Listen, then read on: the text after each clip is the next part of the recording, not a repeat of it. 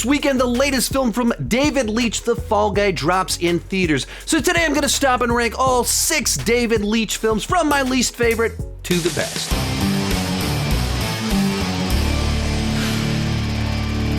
Hi, my name is Sean, and I love to talk about movies and TV way too much. With that in mind, go ahead and join me down below in the comment section. Share your ranking of all 6 David Leitch films. My list is not the right list, it's just my list, and I would love to see yours. Now, when it comes to David Leitch, he makes movies that are just my kind of thing, so I enjoy all of his films, so keep that in mind. Also, if you like these director rankings, I've done a ton of them, from Spielberg to Scorsese, Tarantino, M. Night Shyamalan, and many, many, many more. Once this video is over with, if you want more content like this, check out this playlist that's somewhere around here to find something else that you just might enjoy. With that said, let's get started. In last place, Atomic Blonde. But, as I just told you, I still enjoy this movie for the action, the style, and a fully committed Charlize Theron.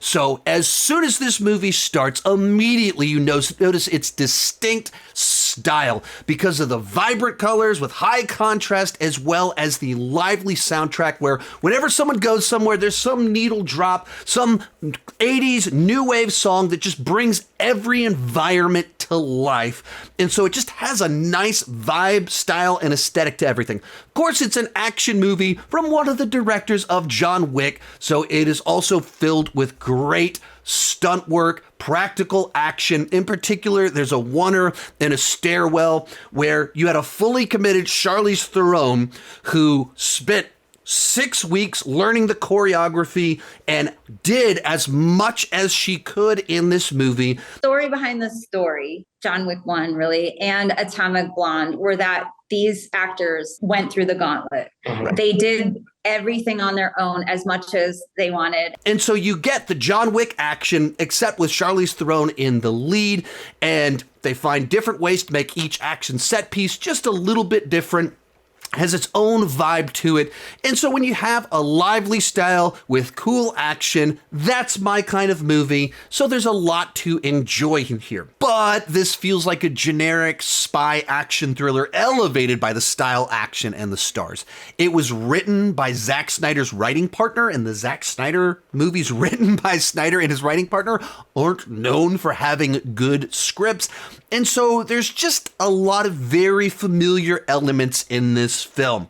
You have the thing out there that has the list of spy aliases in the city. We've seen that in many movies before.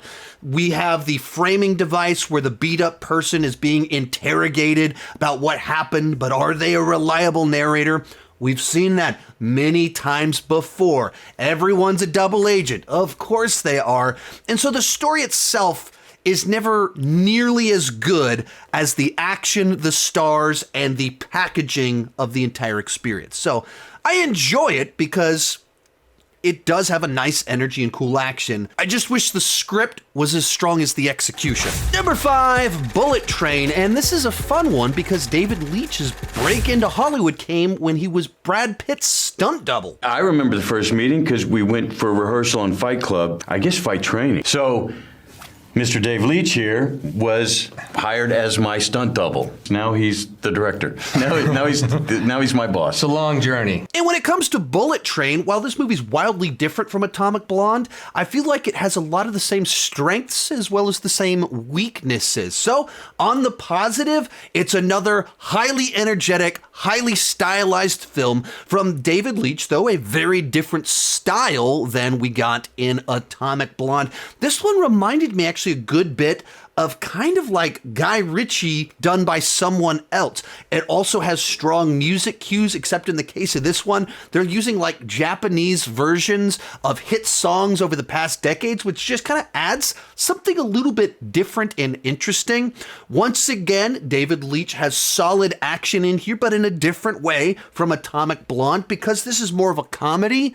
They were taking a lot of inspiration from Jackie Chan with this film. Dave and I both have like great respect for Jackie Chan. This kind of felt, would you say, was in his slipstream in a way? Yeah, totally. I mean, that was sort of a huge inspiration, I think. And as someone whose very first movie webpage was a Jackie Chan fan page, I greatly appreciate all of that. The other great thing about this movie are the characters, which is kind of funny because when David Leitch was first exploring this project, the thing that he struggled with a little bit was with connecting with the characters.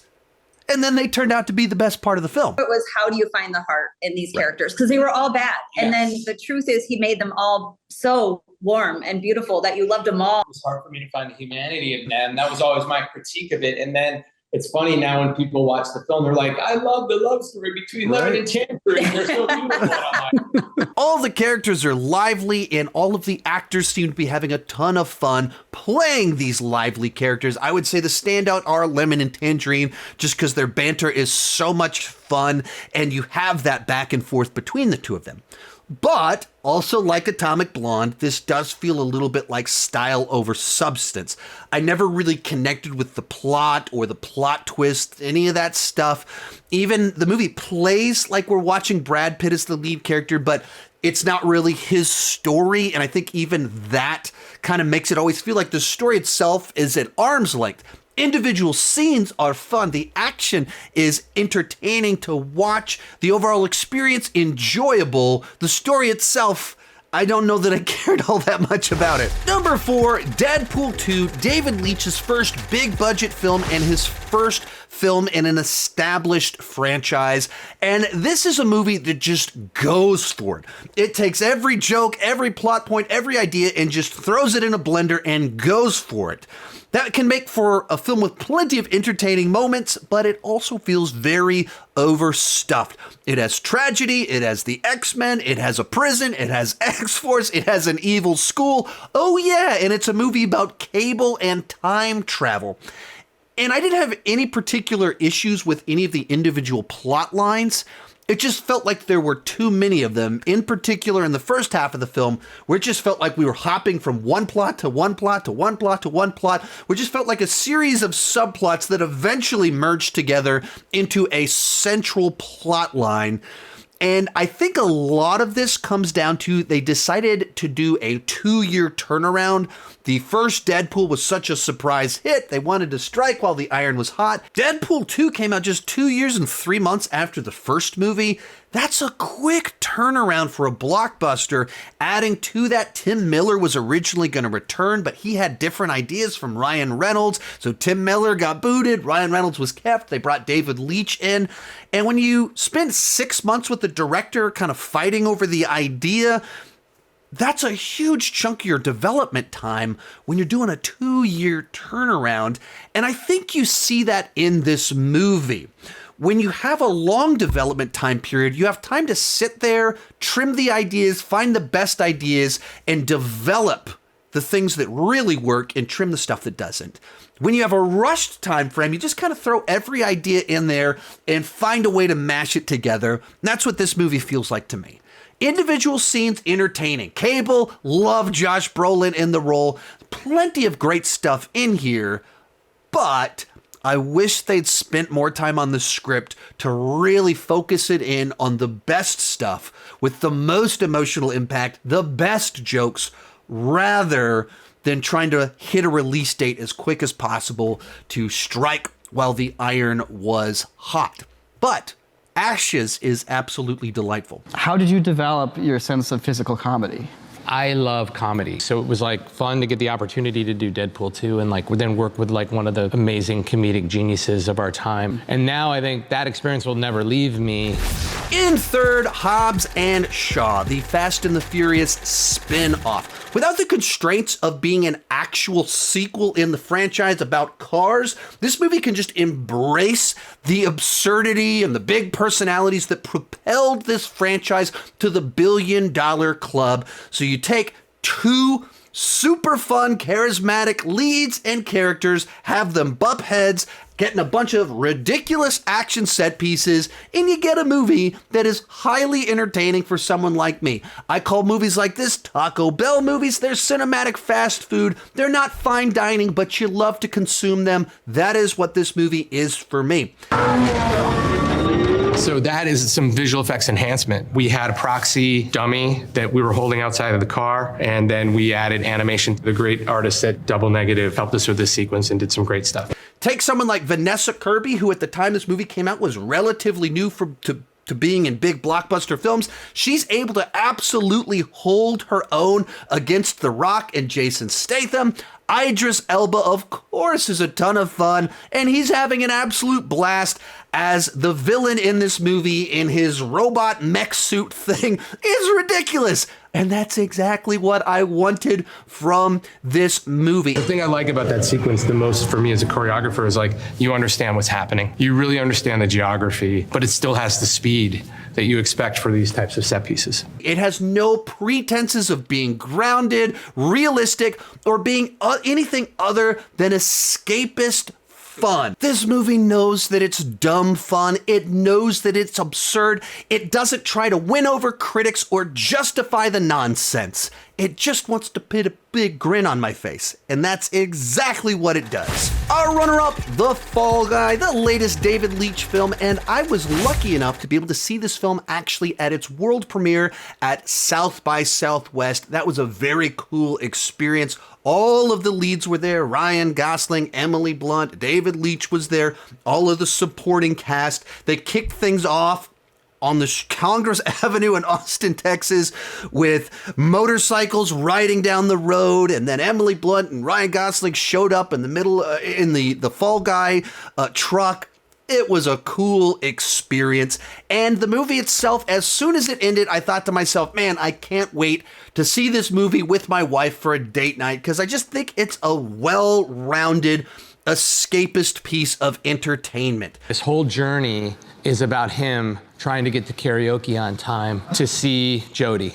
So that convention is very Jackie as well. It has all of the elements that make for a great date night. It's an action movie with comedy and romance. So no matter what you're in the mood for, you get some of it in there, all while being this kind of love letter to stuntmen. So it's a movie about movies. It's a movie about a stuntman filled with practical stunt work.